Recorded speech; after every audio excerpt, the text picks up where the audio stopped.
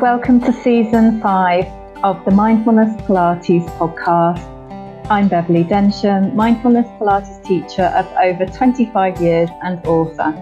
I really look forward to bringing you tips to reduce back pain to feel good, as well as working through stress to calm, with relaxation, positive affirmations and inspiration every week to inspire you in body and mind. Feel stronger, happy and calm.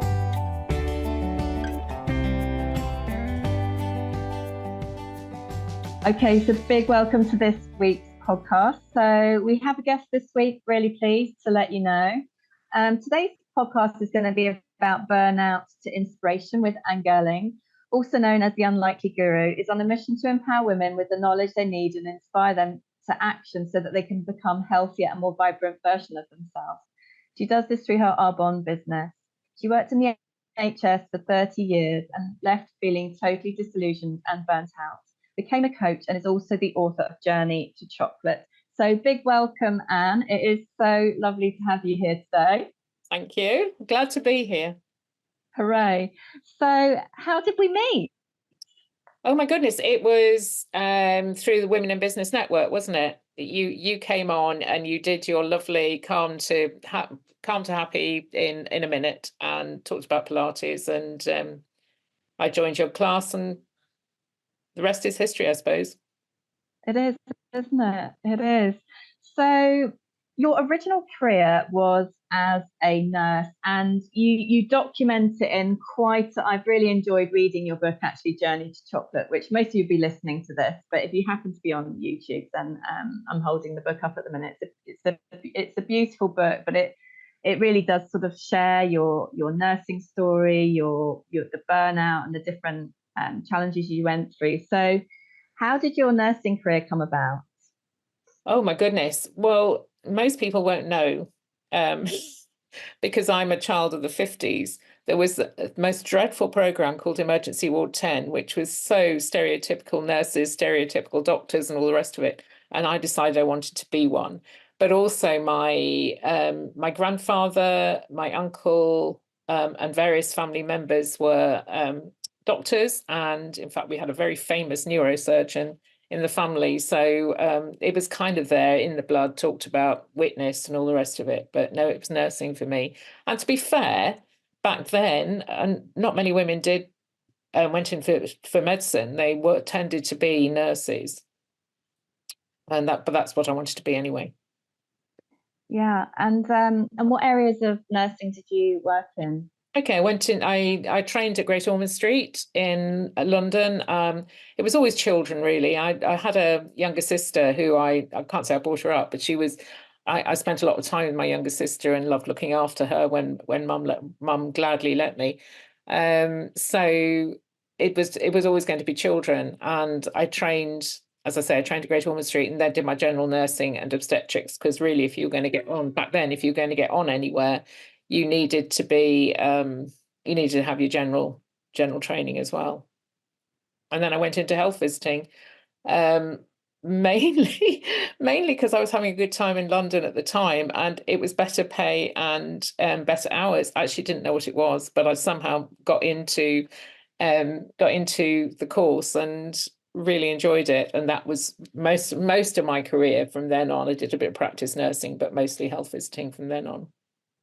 Yeah, and I obviously want to just say thank you to you for you actually filled out our stress survey for our new book, Stress to Calm in 7 Minutes for Nurses, which has just come out. And I have to, myself and my co-author Janie, actually, we did find it quite difficult reading, because you're the only one that's actually named in the book of sharing your experience and burnouts and stress.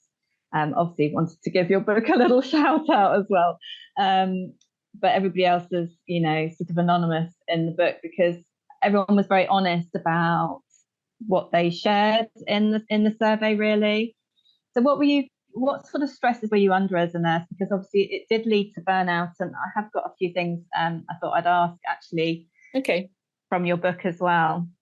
Well, it is. It's probably easier for me to be vocal about it because it's 20 years ago. So there's nothing. I've got no attachment. So the stresses I was under, I had a lead role in the health visiting service, which had been heavily disinvested in a couple of years before. And we wanted to create a better service for our clients, but it was continually bashing our heads against a brick wall. But I also had a caseload as well, so I was caught between clinical and a leadership role. And I remember one day in particular when I was told that I had to get a report into the primary care group, trust, whatever it was at the time, to start getting some money back. And I had a child protection report to write, and I had to do both. And it was like, this is crazy. This is just crazy. And it was those kind of things that happened that just got worse and worse. And I have, I wanted to do better. I wanted it to be better. And I worked probably too hard trying to make something better that was never going to actually get better. Yeah, I'm beating my head against brick wall with managers, but also my colleagues who didn't want to change. They wanted to stay the way things always were. It was, looking back, I loved it, but it was a flipping nightmare. And then how did that affect you? Because in your book you call it chapter 7 the crash, and about your burnout and sick leave and more sick leave. What was your experience of this? And you also mentioned that you reached out for unhealthy.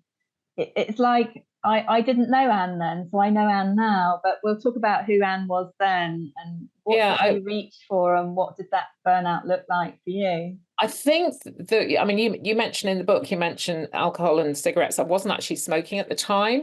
I think I'd given up, managed to give up a few years before, but it was a crutch for nurses before we had anything like supervision and that kind of thing, cigarettes and alcohol. So in the past, it had been, I had certainly looking after children, I'd used that combination. But this time I would say it was more serious. I would say I was on the verge of an eating disorder. I wouldn't eat. I hoped, and I know, looking back, I think, well, if only people could see I wasn't eating, they'd know how distressed I was, because I found it difficult to talk about it.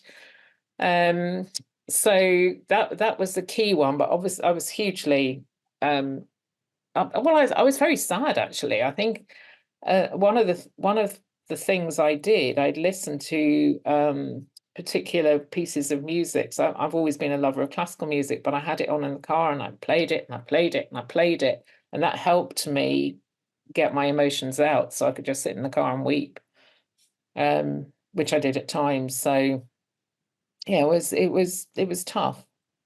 It was tough. And I was very bad-tempered at home. Oh dear. Oh dear.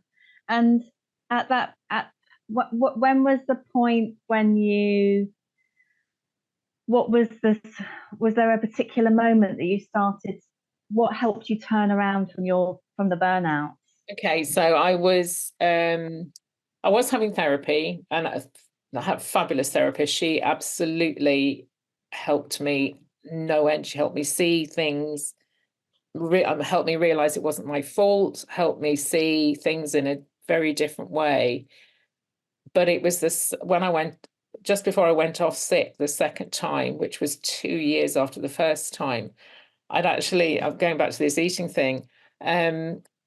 One of my managers, who was a rather large lady, had sort of forced me to go for lunch after a meeting, which was full of carbs and things that I didn't like then, certainly don't like now.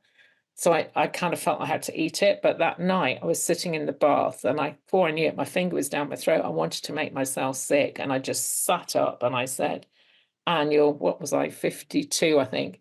You're 52 years old and you want to make yourself sick. What on earth is going on? So it was the next day I went to see my manager, and I said, I'm going off sick and I don't know when I'll be back.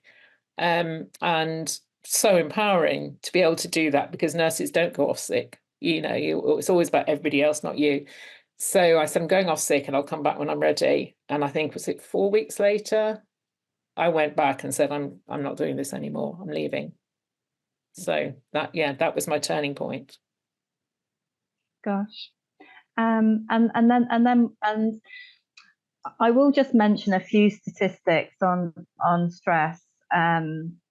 according to the World Health Organization, 43% of adults have adverse health effects from stress, and 75 to 90% of GP visits are stress-related ailments.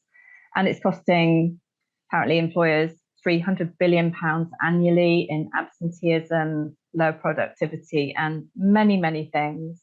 And that's a lot that you were going through there. So did you also seek the doctor's support as well?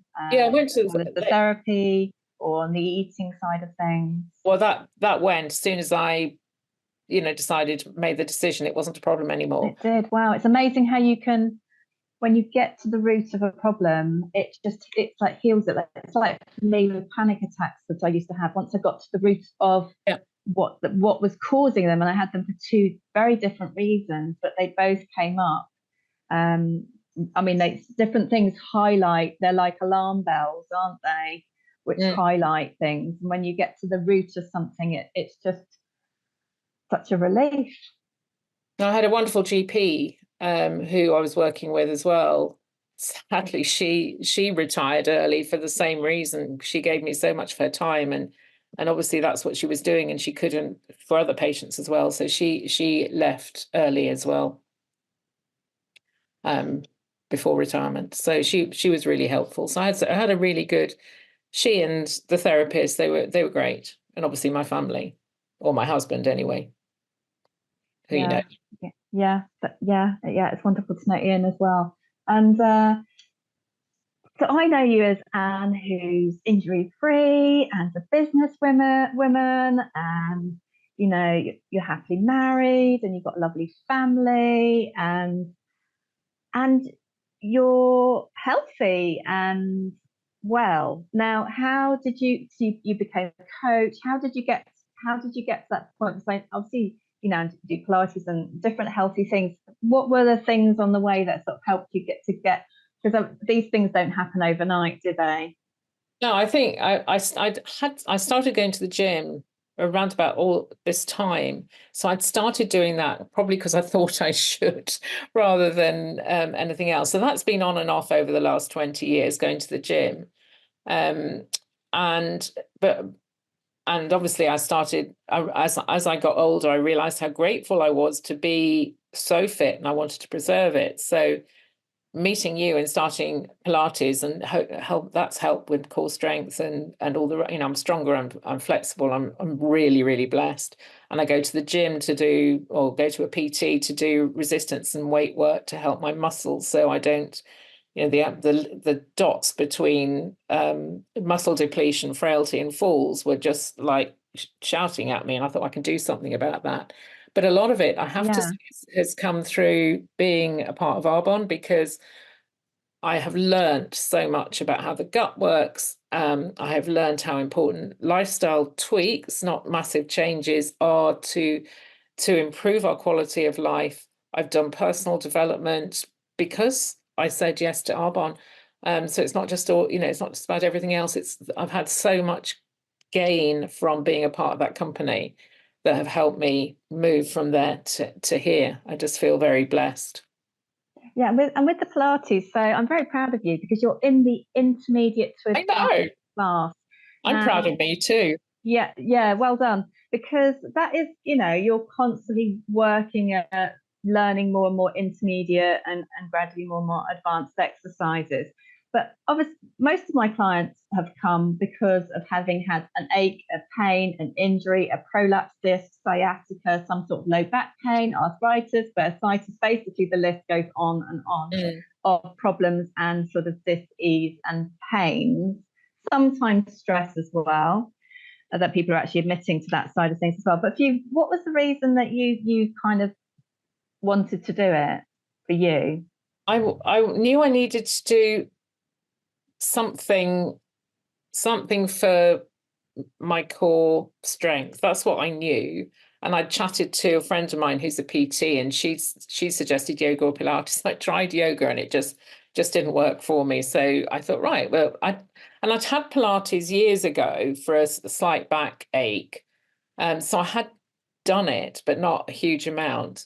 And when I tried it with you, I came on a class or something, and what I loved was not just being able to move my body, but actually the whole mindfulness side of it as well, because I have a very busy mind, and anything that can calm it a bit is I'm really grateful for. So it was really, it's kind of, I'm very blessed that I haven't got aches and pains, although I get a bit of backache every now and again. But I just wanted to preserve what I have, and stay like this. I've seen my mother, who's, sadly died last year, but my mother was out in her garden, doing her garden at 98. She did Tai Chi well into her 90s. In fact, she did it until the class stopped. So she was my role model in terms of how to look after myself. She would walk a mile, it probably shrank to more, half a mile every single day. And that's what I was witnessing. And she did inspire me to actually do, look after myself, because we're the only people that can do it for ourselves. Yeah, I'm sorry about your mum, and she obviously was an inspiration from that side of things. I just watched at the weekend on Netflix. I'm not sure the exact title of the series, but it's about the blue zones around the world, and those living the longest, healthiest, happiest lives up to their hundreds, into their hundreds. Well over, yeah. It's amazing. And one of them was a cowboy, and you saw him racing around on his horse. And I was like, wow, so there was just so many. It was just very, it was very, very inspiring, I have to say. There's a book called Ikigai. Have you read it? No.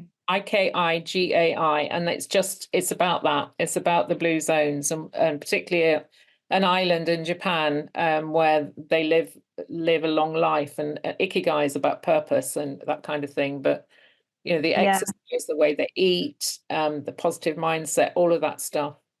It's a really good book. Yeah, that does sound very good. And as you say, having a purpose makes a big difference. One of the things that we bring into the mindfulness Pilates, like you love all the mindfulness side, and we do a relaxation. And today's podcast is going to be treating you to a lavender relaxation, because that's Anne's favourite. So definitely that's chosen for Anne today, and you can enjoy it too. We'll do that in a minute. But yeah, one of the things we add in is 1 minute journaling, and you love journaling. Now, what do you love about it? How does it help you? I find it, if I have a problem, if I have something going on in my head and I want to work it out, I just write. Trying to think, there was something, what was it the other day the journaling was, like, because it was a good example. So good that I'm doing absolutely nothing about it. It was about learning. I learned something new. What did I learn today? Yeah.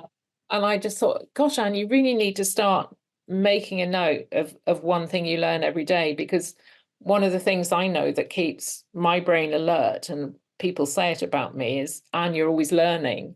And there is always something to learn. And I probably do learn something every day. But I thought, I wrote down, I need to write it down every day, what I learn. And I haven't. But you're just reminding me I need to start. So I use it to solve problems, to grow ideas, to deal with the self-talk. There's so much you can use journaling for. Yeah. And in your book as well, you that comes in, and there's lots of like questions, and like I've scribbled loads of answers down, and as you say, it's great for problems. It's great for coming up with solutions. And the journaling we're doing in class is pretty fast, and it's literally 1 minute. Sit with good posture. What does that mean to you today? So you then have a chance to be honest about what that affirmation means. So normally we pick a card, but I think that is going to be the affirmation of today's podcast. I'd love to learn, what did I learn today? So for you listening right now, what does that mean to you today? Or perhaps Anne's inspired you to start journaling. And perhaps you could even get a pen and a nice notebook out and write down what that means to you today if you're inspired as well. As obviously that's another way of using affirmations. But as Anne said, you can go for longer and write for longer, because you need to take your time if it's something about writing out about a problem, or you've got to give yourself as much time as you need to.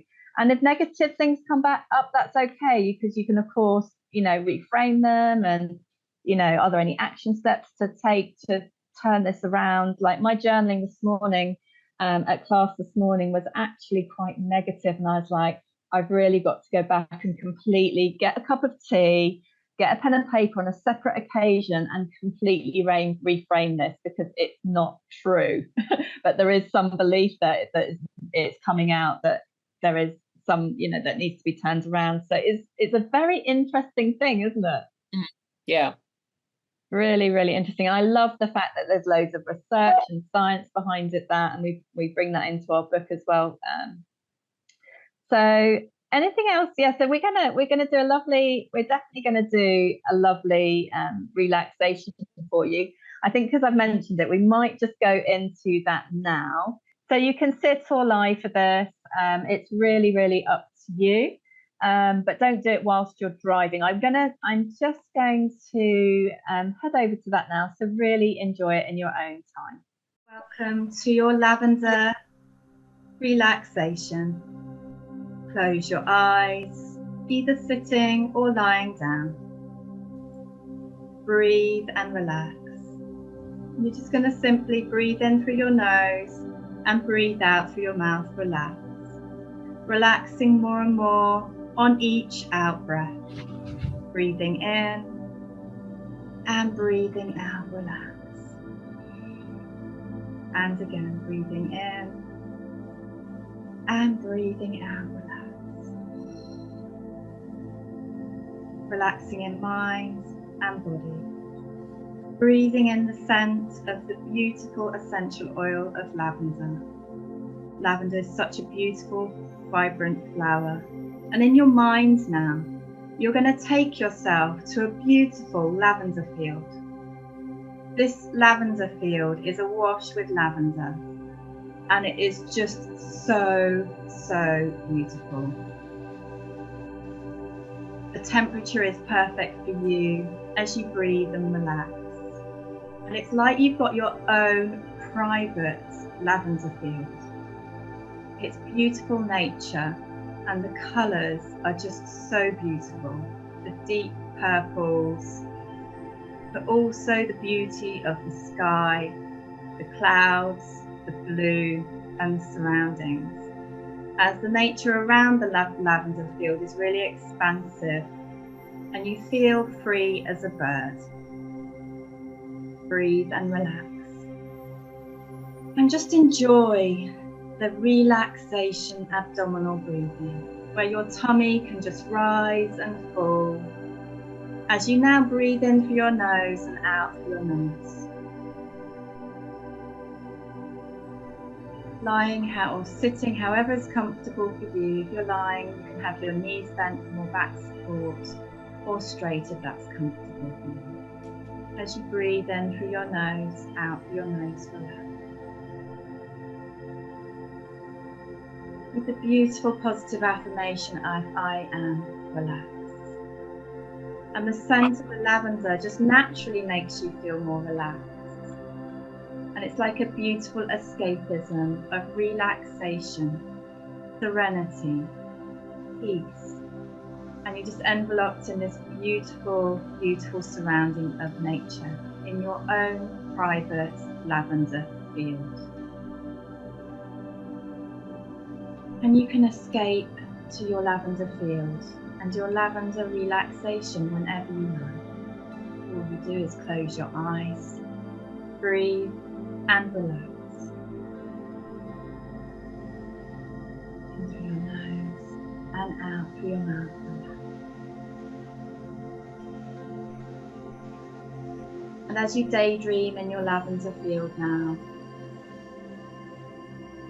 just breathe and relax 10 more times in your own time. Relaxing more and more on each out breath. And just breathe and relax now.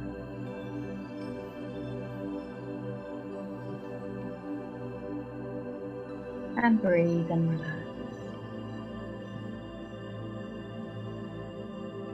And breathe and relax.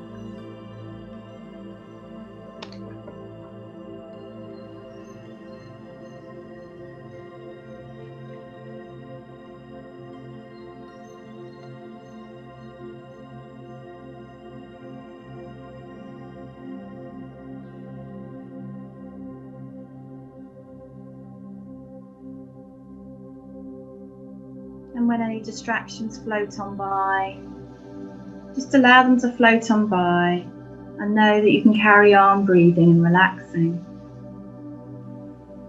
Giving gratitude for your time in your lavender field to breathe and relax.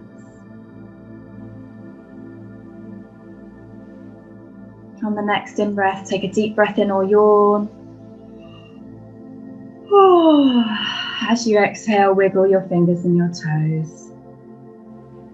Take another deep breath in. And then as you exhale, wiggle your fingers and your toes again. Slowly coming out of meditation. On the next out breath, just slowly open your eyes. If you're lying down, then just slowly roll onto your side, come up to sitting.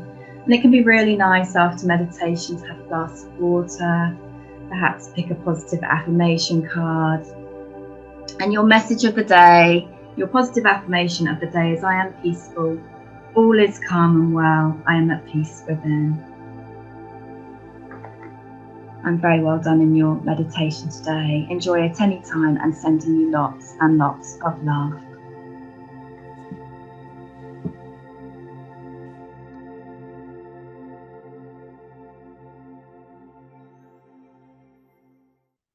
Okay, so big welcome back after the lavender relaxation. So for you listening, how are you feeling afterwards? It's just so nice to take a little bit of time out to calm the mind, calm the body, and yeah, just taking time for your soul really as well.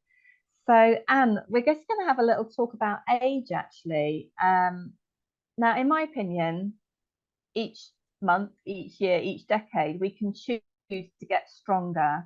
Are you happy to share how old you are now and what you think about that? Yeah, well, actually, next Wednesday I'm 74, so 73 for another week. Same day as Susie Spriggs, by the way, just saying. Oh, is it? Right. Yeah. So, and Ellen Badat. There's a whole crowd of amazing women have their birthdays on the 31st of January. How do I feel about age? It's a number. And I think, I look around and I see people of my age who are buying into the whole idea of being 70 something. And they're aging so fast. There's actually research, I can't quote it, but I know there's research to say that if in your head you think you're whatever age you are or older, then you'll age faster and vice versa. So, but again, I'll go back to my mom. She just said it's a number. Yeah, because I think there's this perception. I mean, I personally find those signs with an unfit elderly person hunched over with a stick. I mean, what is this all about? It's just encouraging. I believe that we can choose to get stronger. Each month, each week, each month. But equally, we must not compare ourselves to what we used to be able to do, or that's very unhealthy. I think we have to get to in an ideal world, get to a place of acceptance where we are, but be so pleased with ourselves when we're doing something to help us get stronger, in our body and mind. Well, I think, as you know, Bev, it was about a year ago, or getting on for a year ago, when in my first time in my life, I could do sit-ups. Yes, that was so great. So, you can get stronger. There's absolutely no doubt about it. You can get healthier by looking at what you eat. And I think it's more important as you get older to do these things. You need to do more self-care, not less. And then you can enjoy your years. But unfortunately, I think we live in a bit of an ageist society. So I have a quick rant. We are only, you know, Bev, that we have a home in the south of France. We like to be going to France, but the insurance will only let us out of the country for 35 days max, because based purely on our age, based purely on a number, not on our health. And I think that's disgraceful. Wow, you can rant away. And rant. Yeah. Yeah, because I know there are, you know, I see people, you can see them when you're out and about of 20, and I also know that the death rate, unexpected death rates in 45 to 65-year-olds has actually gone up because they're less healthy. You know, eating processed foods, eating refined sugars, not exercising, not taking care of themselves, and they're getting things like type 2 diabetes and what have you. So to judge people just on age is not right, I believe. I really, yeah, definitely. I mean, my mum is a role model Yeah, for, she's fabulous, your mum. yeah, she's 83 and she does swims every day, goes in the sauna and steam room every day, stretches there every day, 3 Pilates classes a week, still works running a B&B. That there's But I think as you say, it's important to keep moving. I mean, I have started a chair Pilates class now. After watching that series at the weekend, some people might be in the mindset that they think they can only do sitting and standing Pilates, but the truth is, with my guidance and teaching, I want to make sure, I want to ideally get them all holding onto that chair and being able to get on and off the floor and actually working on the mat as well. Mm. Because you saw on these Blue Zone series with the 90-year-olds, 100-year-olds, they were getting on and off the floor. They were living life to the full. They still had a passion. They might still be volunteering or creating something. They were, smiling and keeping very fit, very fit. So yeah, I just want to say and thank you for being a role model My out pleasure. there, both personally and professionally. Thank you very much, and keep being an inspirational client as well. Have you got some words of wisdom for the nurses out there now, in Oh their my goodness. help them with their self-care and whatever you'd like to say? I think, and I wasn't, going back 20 years ago, I didn't even realize there was a thing called self-care. I didn't I as a nurse, you are so busy caring for other people that you forget to care for yourself. And one thing I've learned since that time is you can actually care. You need to care for yourself first before you can really care for others. So self-care, find time for self-care every single day, even if it's only 10 minutes, whether it's a walk, whether it's Pilates, whether it's a read, whether it's listening to music, just time for you. That's what I would say. Yeah, thank That's you what I very wasn't much. doing. Yeah, yes, it's so important. And um is there any of the stress to calm tools that you found useful, or you think that either you or a listener find useful or a nurse might find useful too? Well, honestly, just learning the stress to calm in, just the stress to calm, what do you call it? Stress to calm to happy. That's it. Yeah, yeah, Because calm to you have happy. that period of calm, and then you have that great energizing, getting you to feel good. Use your I'm sitting, but I'm doing a power pose. It doesn't really work. Yeah, that kind of thing. So your body feels good. So I think that calm and then energizing yourself again, so you feel good, you feel positive, you're ready to go, and you can do that boiling a kettle, can't you? Yeah, So yeah, you can. And also, one nurse I taught this year, actually, she found it the most useful place to practice on a long shift was standing up in the toilets at work. right, That was okay. that was Yeah. her number one place to practice one of the stress calm tools, or the happy exercise that you mentioned. So you close your eyes, you breathe and relax 5 times, Then you open your eyes and smile, and then punch your arm to me 10 times. Well done, well done. 10 punches, smiling. You got to really smile, even if you've got to fake it. And then you get those lovely benefits. And I think, not a lot of people, when you're a nurse, say well done.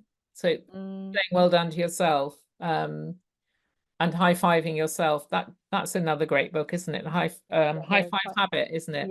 Yeah, very good. Who wrote it? It's Mel Robbins. It's a great book of high five habit. Yeah, it's very, very good. On that note, Anne, I'd like to say thank you so much for coming on as a guest today. Absolute pleasure. And all your details will be in the show notes. Let's give yourself a high five and a high five. And thank you so much for coming along today. Thank you. Lots of love.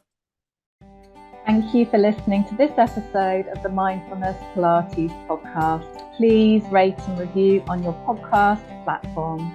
You can access the free healing meditation and Pilates to ease back pain in 3 minutes morning routine on my website. And you can also book your free Pilates taster class at the Zoom studio, one-to-one Pilates program, and mindfulness Pilates classes and more at www.mindfulnesspilates.com.